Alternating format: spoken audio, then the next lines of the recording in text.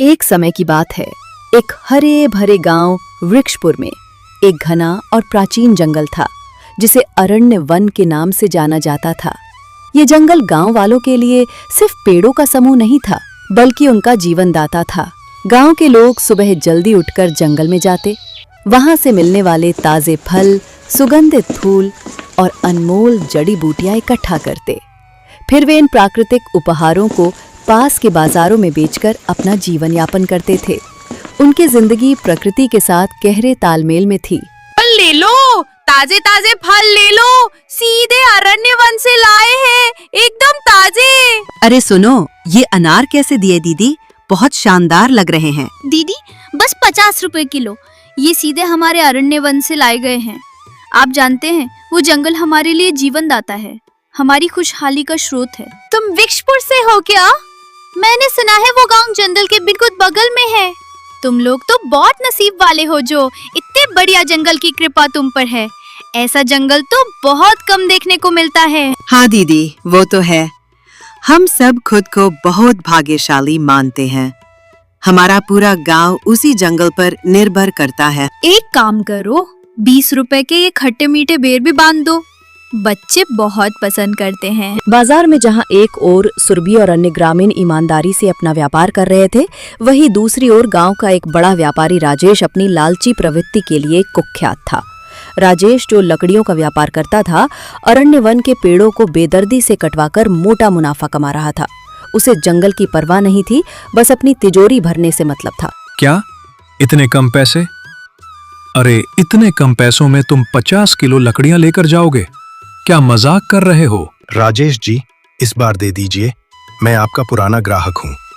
अगली बार मैं आपको पूरे पैसे दूंगा, वादा करता हूँ। तुम्हारा दिमाग खराब है क्या? मैं यहाँ व्यापार करने बैठा हूँ, समाज सेवा नहीं। मेरे पास इतना समय नहीं है कि तुम्हारे नखरे झेलूं। अगर पैसे हों तो ये लकड़ियां ले जाओ, नहीं तो निकलो यहाँ से। मैं तुम्हें मुफ्त में कुछ नहीं देने वाला। राजेश की अंधाधुंध और बेलगाम पेड़ कटाई से अरण्य वन की हरियाली कम होती जा रही थी। जंगल धीरे धीरे सिकुड़ रहा था और गांव के लोग इस बदलाव को महसूस कर रहे थे, लेकिन राजेश को रोकने की हिम्मत किसी में नहीं थी। एक दिन सुबह सुबह जब सूरज की पहली किरणें वृक्षपुर पर पड़ रही थी, गांव की एक युवा लड़की नेहा अपने घर से अरण्य वन की ओर गई। वो रोजाना की तरह सुबह की सैर पर निकली थी, लेकिन जैसे ही वो जंगल के करीब पहुंची, सामने का दृश्य देखकर उसकी आंखें फटी की फटी रह गईं। वो अपने होश खोने लगी। यह क्या? यह जंगल हवा में कैसे उड़ रहा है? हे भगवान, यह कैसे हो गया? मुझे अभी जाकर सारे गांव वालों को ये बताना होगा। ये कोई साधारण बात नहीं, बिल्कुल भी नहीं। नेहा ने दौड़कर पूरे गांव को ये बात बताई। उसकी सांस फूल रही थी, चेहरा पीला पड़ गया था। गांव वाले उसकी बात सुनकर पहले तो हंसे, लेकिन जब नेहा ने अपनी बात पर जोर दिया तो वे चिंतित हो गए। गांव के युवा और प्रगतिशील प्रधान अमित ने इस अजीब घटना पर विचार किया। ये तो बड़ी ही अजीब बात है कि जंगल हवा में उड़ रहा है। मुझे तो लगता है कि ये जरूर किसी भूत का चक्कर होगा या शायद किसी दैवीय शक्ति का प्रभाव। मुझे तो लगता है जरूर किसी ने हमारे जंगल पर काला जादू कर दिया है। ये कोई बुरी आत्मा का काम है। अरे, अगर जंगल इस तरह से हवा में उड़ेगा तो हम कैसे अपना गुजर बसर करेंगे? हमारा पूरा जीवन तो इसी जंगल पर निर्भर है। कैसे जाकर फल फूल तोड़ेंगे और उसे बेचेंगे? गांव वाले तो बिना जंगल के भूखे मर जाएंगे। नेहा दीदी, आप शांत रहिए। ऐसा कुछ नहीं है। हम अंधविश्वासों पर भरोसा नहीं कर सकते। मामला क्या है, ये तो वहां जाकर ही पता चलेगा ना। हमें घबराने की जरूरत नहीं है, बल्कि सच्चाई का पता लगाना होगा। बाबा, हम तो वहां नहीं जाएंगे। हमें बहुत डर लगता है। पता नहीं वहां क्या होगा, कौन सी बुरी आत्मा होगी। सारे गांव वालों ने उड़ते हुए जंगल में जाने से मना कर दिया। वे दहशत में थे। लेकिन अमित एक बहादुर और पढ़ा लिखा लड़का था, जो भूत प्रेत जैसी चीजों पर विश्वास नहीं करता था। वो जानता था कि डरने से समस्या हल नहीं होगी। मैं जाता हूं, जाकर देखता हूं कि मामला क्या है। हमें सच जानना होगा, चाहे कुछ भी हो। अरे, लेकिन जाओगे कैसे? जंगल तो हवा में उड़ रहा है, उस तक पहुंचना असंभव है। कुछ न कुछ तो करना पड़ेगा। हम यूं ही हाथ पर हाथ धरे बैठे नहीं रह सकते। ये हमारे गांव और हमारे भविष्य का सवाल है। अमित और गांव वालों ने मिलकर एक बड़ी और मजबूत सीढ़ी बनवाई। उन्होंने उसे जमीन से हवा में तैरते जंगल तक सावधानी से टिकाया। अमित हिम्मत करके ऊपर चढ़ने लगा। जैसे ही वह जंगल में पहुंचा, हवाएं और तेज चलने लगी। अरे, आज जंगल कुछ अजीब सा लग रहा है। कितनी जोर की हवाएं चल रही हैं, मानो ये जंगल मुझसे कुछ कहना चाहता हो। अमित कुछ और कदम आगे बढ़ा तो उसे एक धीमी लेकिन स्पष्ट आवाज सुनाई दी। ये आवाज किसी बूढ़ी औरत की थी। अरे बेटा, तुम्हारा नाम अमित है ना? जी माई, मैं वृक्षपुर गांव का प्रधान हूं। आप कौन हैं और कहां से बोल रही हैं? हाँ, वृक्षपुर गांव के लोगों के लिए तुमने बहुत कुछ किया है। तुम्हारी ईमानदारी और हिम्मत की खबर मुझ तक पहुंची है। जी माई, बस अपना काम कर रहा हूं। मेरा कर्तव्य है गांव और गांव वालों की सेवा करना। वृक्षपुर गांव के लोग इस जंगल को काफी पूजते हैं ना? वे जानते हैं कि इसी जंगल से उनका गुजर बसर चलता है, उनकी रोजी रोटी चलती है। हाँ माई, ये जंगल हमारे लिए सब कुछ है। ये हमारी पहचान है। लेकिन माई, आप यहाँ अकेली क्या कर रही हैं? आप इस हवा में उड़ते जंगल में कैसे हैं? बस बेटा, समझ लो कि अब ये जंगल मेरा है और मैं इस जंगल की हूँ। मेरा परिवार अब इस दुनिया में नहीं रहा। मैं अकेली हूँ। इस उम्र में काम कहाँ से करती? तो इसी जंगल में रहने लगी। यही खाना मिल जाता है। यही पास में मेरी कुटिया है, वहीं पर रहती हूँ। लेकिन तुम्हारे ही गांव का राजेश, जो लकड़ियों का व्यापार करता है, वो तो इस जंगल को तबाह कर रहा है। वो इसे काट काट कर खत्म कर रहा है। क्या तुम जानते हो इसका परिणाम क्या होगा? वो तो है माई।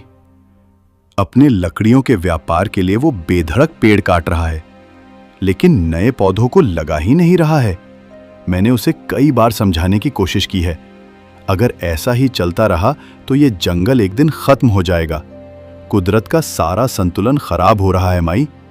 नदियां सूख रही हैं, जानवर बेघर हो रहे हैं। सही कह रही हो बेटा।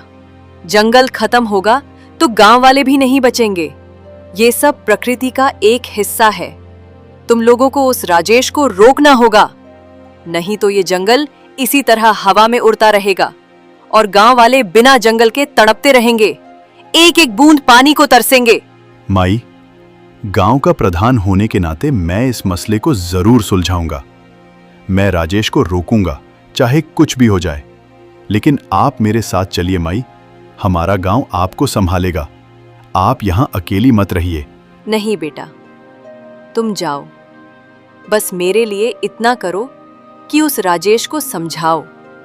उसे बताओ कि ये जंगल सिर्फ पेड़ पौधे नहीं, बल्कि जीवन है। अगर उसने अपने लालच को नहीं त्यागा तो ये जंगल सचमुच खत्म हो जाएगा और उसके साथ साथ वृक्षपुर भी। अमित ने जब गांव वालों को ये बात बताई कि जंगल एक बूढ़ी महिला के कारण हवा में उड़ रहा है और राजेश की लालच से जंगल को खतरा है, तो गांव वाले सीधे राजेश के घर पहुंचे। उनके चेहरों पर क्रोध और चिंता साफ झलक रही थी। राजेश जी, आप ये क्या कर रहे हैं? आपका लालच हमारे पूरे गांव को बर्बाद कर देगा। अरे भाई, अगर मैं अपना काम धंधा बंद कर दूं तो फिर पैसे कैसे कमाऊं? क्या भिखारी बन जाऊं? मेरी भी तो जरूरतें हैं। अरे भाई, काम धंधा बंद करने के लिए कौन कह रहा है?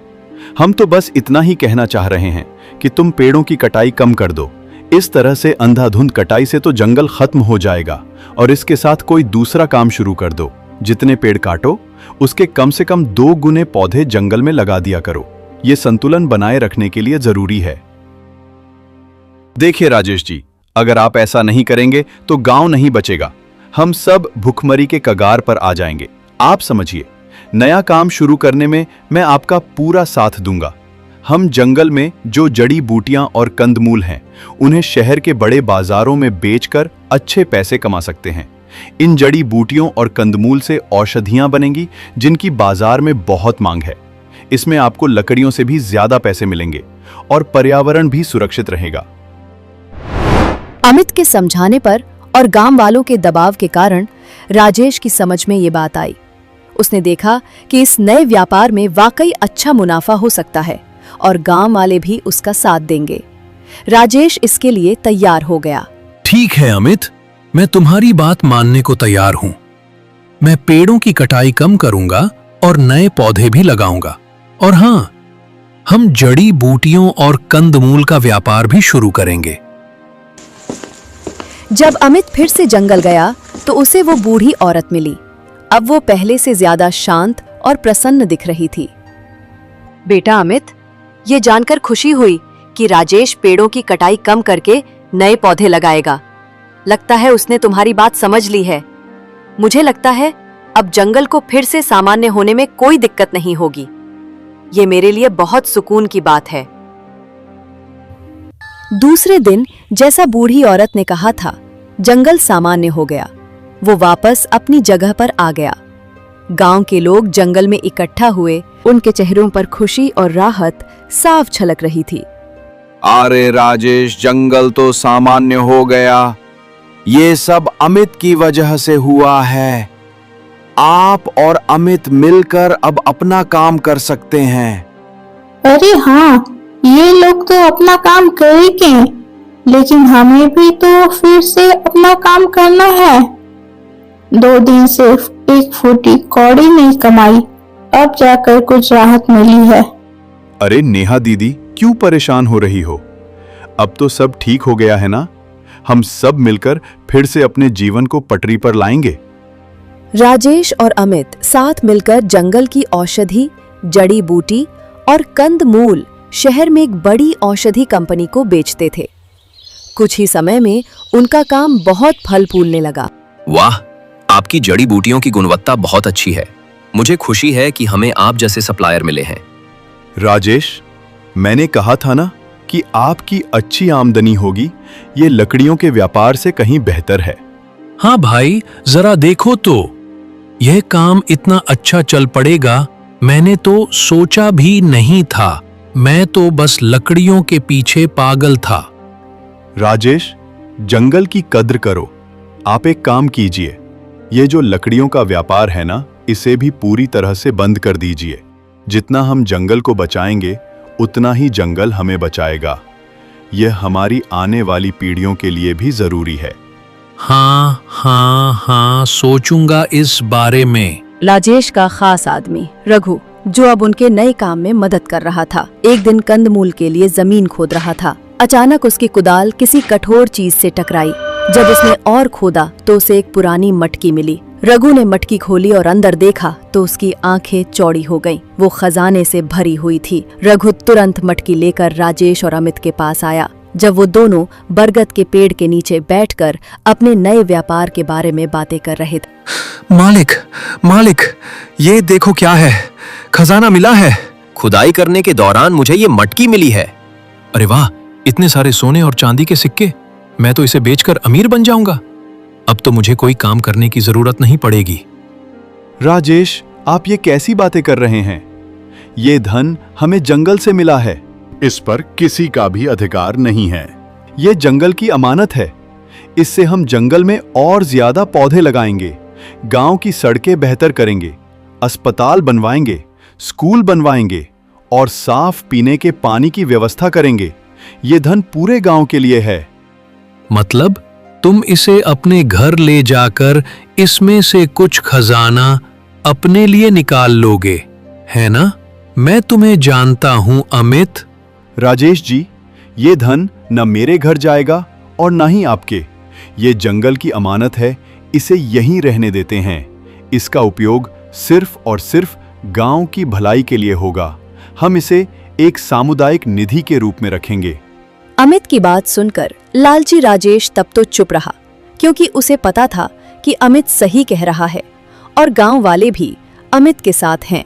लेकिन अपने घर आने के बाद भी उस खजाने का विचार उसके दिमाग से नहीं निकल रहा था। रात में उसने रघु को बुलाया। रघु, उस मटके के खजाने का विचार अभी भी मेरी जहन में चल रहा है। मैं सो नहीं पा रहा हूं, क्या करूं? करना क्या है मालिक, आप ही तो मालिक है। आज रात ही जाकर उस मटकी को चोरी कर लीजिए। कौन देखेगा? सुबह कह दीजिएगा कि चोर ने चोरी की है। किसकी हिम्मत होगी आप पर उंगली उठाने की? उस मटके को मैं आपके लिए ले लूंगा आज रात ही। वह मटका मैं अपने कब्जे में कर लूंगा। चांदनी रात में जब पूरा वृक्षपुर सोया हुआ था, राजेश चोरी छिपे जंगल में दाखिल हुआ। उसे उस मटके तक पहुंचने की जल्दी थी। जंगल में कुछ हलचल महसूस हुई, लेकिन राजेश ने परवाह नहीं की। उसने मटकी के पास आकर मटकी में हाथ डाला। तभी एक जहरीले सांप ने राजेश को डस लिया।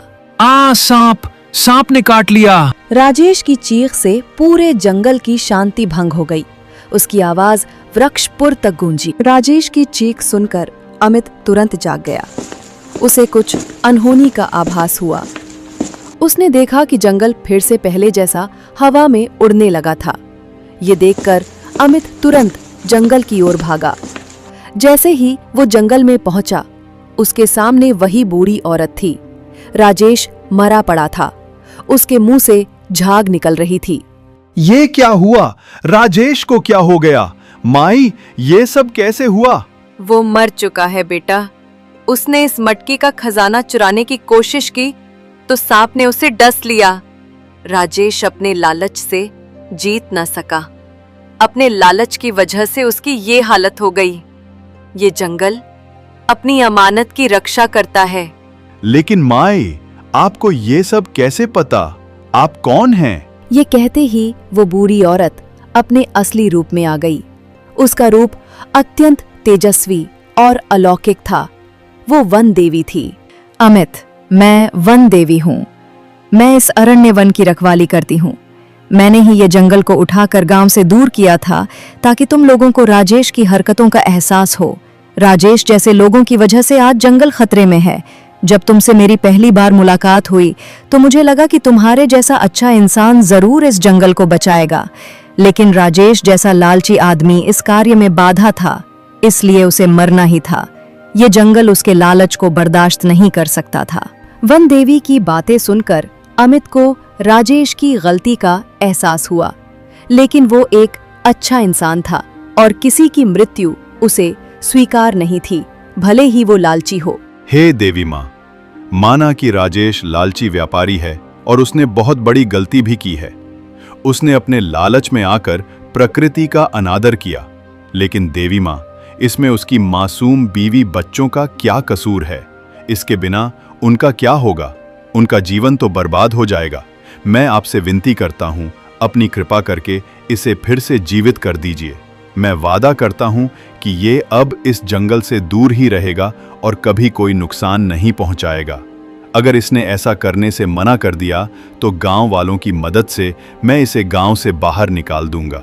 कृपया इसे जीवित कर दीजिए माँ। वाह अमित, तुम एक अच्छे प्रधान ही नहीं बल्कि एक अच्छे इंसान भी हो। तुम्हारी दयालुता और दूसरों के प्रति सहानुभूति देखकर मैं प्रसन्न हुई। मैं इसे अभी जिंदा करती हूँ, लेकिन इसे तुम अच्छी तरह समझा देना कि जंगल की कटाई ना करे और अपने लालच को त्याग दे। इसे हमेशा याद रहे कि जंगल हमारा जीवन है। जी माँ, मैं ऐसा ही करूंगा। मैं इसे समझाऊंगा और सुनिश्चित करूंगा कि ये अपनी गलती दोहराए नहीं। वनदेवी के हाथ से निकले प्रकाश की एक किरण राजेश के मृत शरीर पर पड़ी। देखते ही देखते राजेश फिर से जिंदा हो गया। वनदेवी गायब हो गई और जंगल सामान्य हो गया। राजेश जब उठा तो उसने खुद को अमित के सामने पाया। अमित ने उसे सारा किस्सा बताया कि कैसे उसके लालच ने उसकी जान ले ली थी और कैसे अमित की प्रार्थना पर वनदेवी ने उसे जीवन दान दिया। राजेश की आंखों में पछतावे के आंसू थे। मुझे माफ कर दो अमित, मैं अपने लालच में अंधा हो गया था। मुझे पैसों के सिवा कुछ भी दिखाई नहीं दे रहा था। मैंने जंगल को नुकसान पहुंचाया, तुम्हें दुख पहुंचाया, लेकिन मुझे अब अपनी गलती का एहसास है। वन देवी ने मुझे दूसरा जीवन दिया है और मैं इसे व्यर्थ नहीं जाने दूंगा। अमित, मैं आज से ही जंगल कटाई का काम बंद कर दूंगा और जंगल की भलाई के लिए काम करूंगा। मैं तुम्हारी और गांव वालों की मदद करूंगा। राजेश, ऐसा ही करना होगा, तभी तो हम अपनी आने वाली पीढ़ियों को एक अच्छी दुनिया दे पाएंगे। हमें अपने लालच को छोड़कर इंसानियत के लिए जीना होगा, प्रकृति का सम्मान करना होगा। ये जंगल हमारा घर है, हमें इसकी रक्षा करनी होगी। राजेश ने अपनी गलती से सीखा और एक नया जीवन शुरू किया। उसने वृक्षपुर और अरण्यवन की सेवा में अपना जीवन समर्पित कर दिया। गांव में खुशहाली लौट आई और अरण्यवन एक बार फिर समृद्ध हो गया, जो वृक्षपुर के लोगों के लिए हमेशा एक जीवनदाता बना रहा।